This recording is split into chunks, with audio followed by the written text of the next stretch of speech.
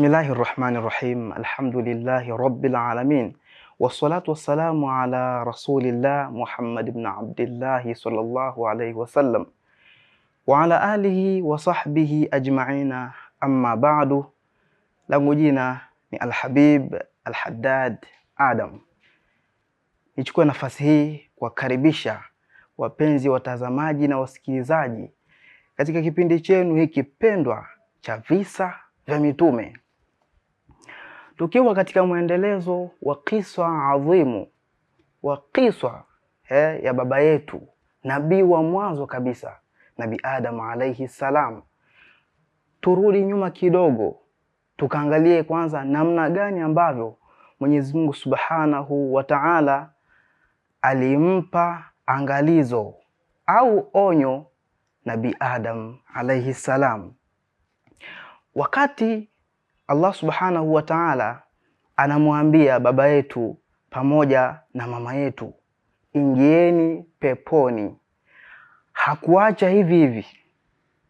Aliwapa angalizo ya kwamba mkiingia peponi basi mtapata mazuri, kuleni mnavyopenda nyinyi matunda ya kila aina, lakini msiukurubie mti huu. Nini maana yake? Angalizo hili ni kwamba endapo itatokea sasa wameteleza, basi watapata shida sana. Na hapa ilitumika kauli ya kuhutubiwa Adamu peke yake. Mwenyezi Mungu Subhanahu wa Ta'ala alisema, fala yukhrijannakuma minal jannati fatashqa, ya kwamba hawatopata tabu wote, kama ilivyo kwenye arrijalu qawwamuna ala nisa, wanaume ndo kupambana, na kama ni changamoto basi mwanaume ndo atakazokutana nazo. Kwa hiyo hilo ni angalizo ambalo walipewa, na peponi waliahidiwa kwamba hawatokuwa na kiu, hakutokuwa na njaa, hakutokuwa na aibu ya aina yoyote. Sasa ilikuwaje mpaka ikatokea sasa wanakula matunda ya mti ule? Ni namna gani? Pengine unajiuliza sana mtazamaji, waliwezaje kula matunda ya mti ule ilhali wanafahamu kabisa kwamba ni kitu ambacho kimekatazwa? Lakini pia tunafahamu kwamba baba yetu Adam alifundishwa fani zote, alikuwa na elimu, alikuwa na ujuzi, lakini pamoja na hivyo kuna jambo kubwa la kujifunza. Ni jambo gani? Wakati tunaendelea na kisa hiki, tunapata kuona kwamba Ibilisi alimshawishi, alimtia wasiwasi mama yetu Hawa, mke wa nani? Wa Nabii Adam alayhi salam. Baada ya kushawishika, na kama ilivyo kwa mwanamume ni mwepesi sana kwa mtu wake wa karibu kama mwanamke vile. Baada ya pale akamsikiliza, basi wakateleza, wakawa wamekula. Kitendo kilichotokea ni wao kuingia katika mtihani. Mtihani ule, baba yetu Adam na mama yetu Hawa walikaa chini kama kawaida tunavyoelekezwa, ukifanya kosa jitathmini. Lakini kwa haraka haraka, baada ya pale Mwenyezi Mungu Subhanahu wa Ta'ala akawaambia, nyinyi hamstahili tena kuishi katika maisha haya, ihbitu, shukeni, nendeni huko ardhini. Baada ya pale tunaambiwa ndipo ilipoanza maisha ya ardhini. Na hapa katika jitihada za mufassiruna katika riwaya mbalimbali tunaambiwa kwamba Nabii Adam alishushwa katika eneo lake, eneo la India. Halikadhalika mama yetu Hawa naye alishushwa katika eneo lake na Ibilisi. Lakini tangazo ambalo lilitolewa na Allah Subhanahu wa Ta'ala ni kwamba nyinyi kwa nyinyi mtakuwa maadui. Tufahamu kwamba sisi pamoja na Ibilisi, maana inasemekana katika kauli nyingine Ibilisi huyu alikuwa na mtu wake wa karibu, msaidizi wake, haya, nyoka. Lakini hata Adam vivyo hivyo alikuwa na msaidizi wake, mtu wake wa karibu, mama yetu Hawa na lengo la kuwekwa huyu mama yetu Hawa ili aweze kumuondoshea ule upweke. Kwa hiyo baada ya hapo basi maisha yakawa yanaendelea. Mwisho tunaambiwa wakaanza kupata kinatabu. Kule ambapo tunaona kule nyuma kwamba Mwenyezi Mungu Subhanahu wa Ta'ala alimwambia baba yetu Adam, fatashqa, utapata tabu, yani utateseka. Na kweli hapa ndo tunaona kwamba baba yetu na mama yetu walianza kuteseka, walipata tabu mno, mpaka walipokuja kukutana katika eneo la Arafati, eneo ambalo ni maarufu sana kule Maka. Mahujaji hukutana hapo kisha kufanya ibada zao, na inasemekana pia sehemu hiyo ndio sehemu ambayo walikutana wawili hawa, baba zetu na mama yetu Hawa walikutana hapo. Na baada ya hapo Mwenyezi Mungu Subhanahu wa Ta'ala akawaruzuku kizazi, kwa maana wakakutana wawili wale kama ilivyo mke na mume. Mwenyezi Mungu Subhanahu wa Ta'ala akawaruzuku mimba ya kwanza tu, ujauzito ule wa mwanzo kabisa, tunaambiwa yalipatikana mapacha, yani watoto mapacha.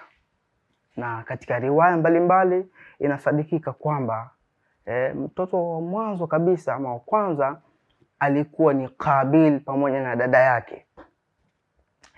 Inawezekana unajiuliza dada yake alikuwa nani? Katika jitihada za mufassiruna wakasema kwamba dada yake kwanza alikuwa mzuri sana, macho yake, nywele zake, rangi yake, mashallah.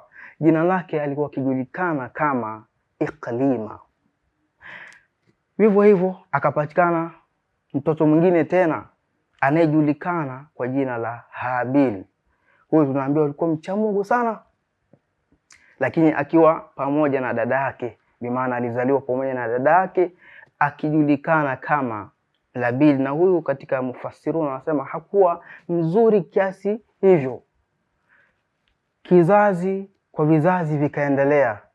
Nasemekana kwamba baba yetu Adam alijaliwa kupata watoto pamoja na wajukuu zaidi ya 40.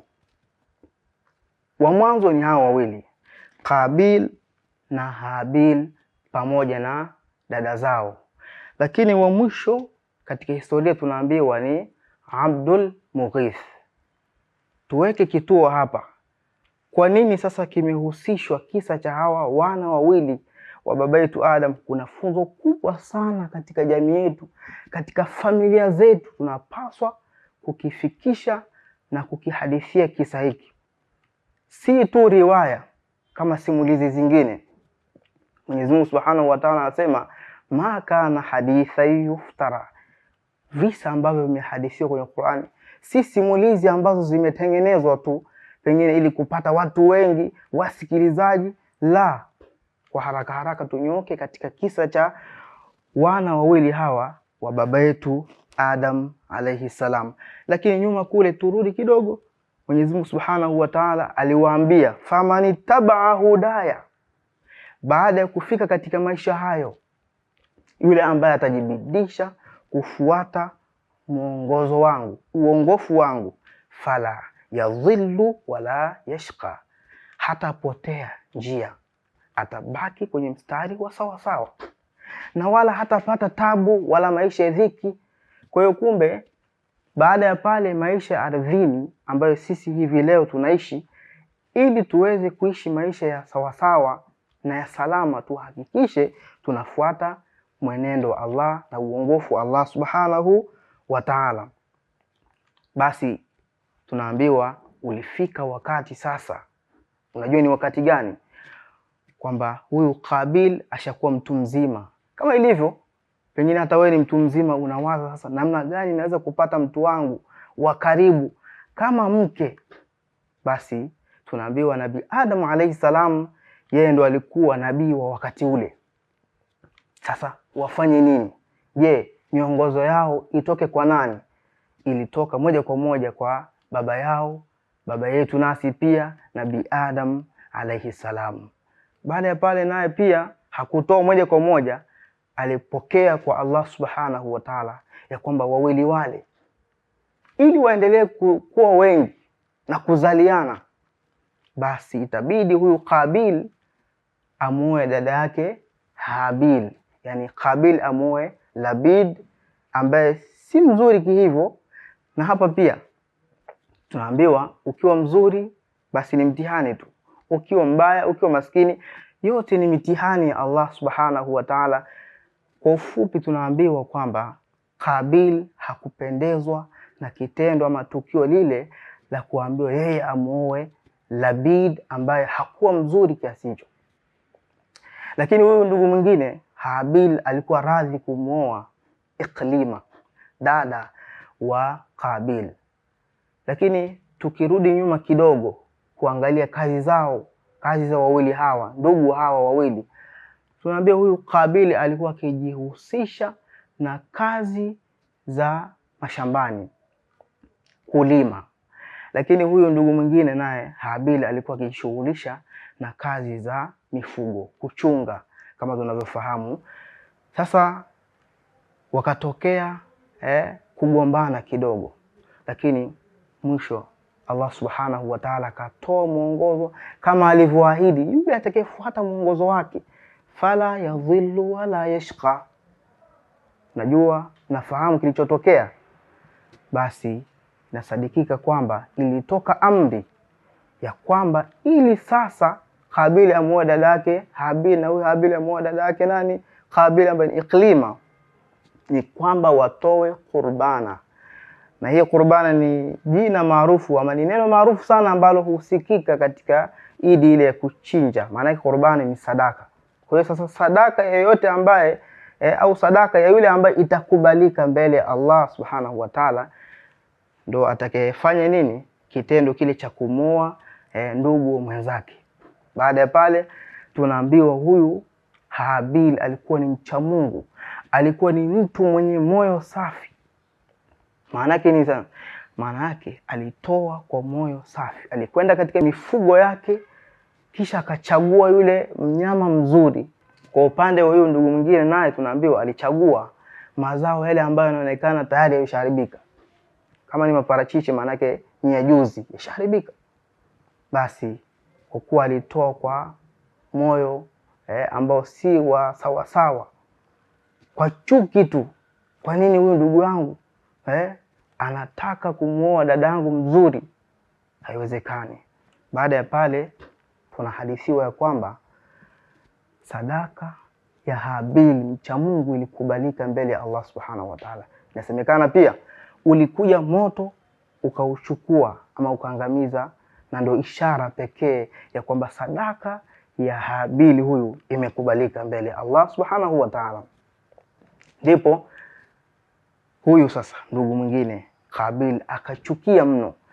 Na kwa kuwa ndugu watazamaji, Mwenyezi Mungu subhanahu wa ta'ala aliwaambia huyu shetani, huyu ibilisi, na ifahamike kwamba alikuwa akiitwa Aba Sajida. Kutoka kwenye Aba Sajida akapandishwa cheo, akaongezwa akapewa jina la Azazilu. Azazilu baada ya pale kufanya ukorofi na inadi, basi akashushwa cheo, akaitwa Ibilisi, shetani maarufu. Sasa huyu shetani aliendelea na mpango wake. Kubwa tunajifunza ya kwamba katika maisha ya peponi, kwenye bustani ile, hakukaa mbali nao Ibilisi, lakini vivyo hivyo aliwaandama tena na watoto hawa wa Nabii Adam. Na sisi pia tufahamu tutafuatiliwa, hatokaa mbali na sisi. Kilichotokea ni kumshawishi yule Qabil kumuua ndugu yake. Katika riwaya mbalimbali tunaambiwa kwamba pembeni kulikuwa na jiwe kubwa, na sadikika alichukua lile jiwe na kumponda kichwani mara moja, pale pale akawa ndo hivyo tena, inna lillahi wa inna ilaihi rajiun. Lakini katika riwaya nyingine tunaambiwa alichukua kipande cha chuma akamponda nacho. Alhasili hivyo vyote vile ni kwamba huyu alikuwa na majivuno. Kwa nini dada yangu aolewe na fulani? Kwa hiyo kubwa tunachojifunza katika kisa hiki kwa kumalizia ni kwamba shetani ni adui yetu.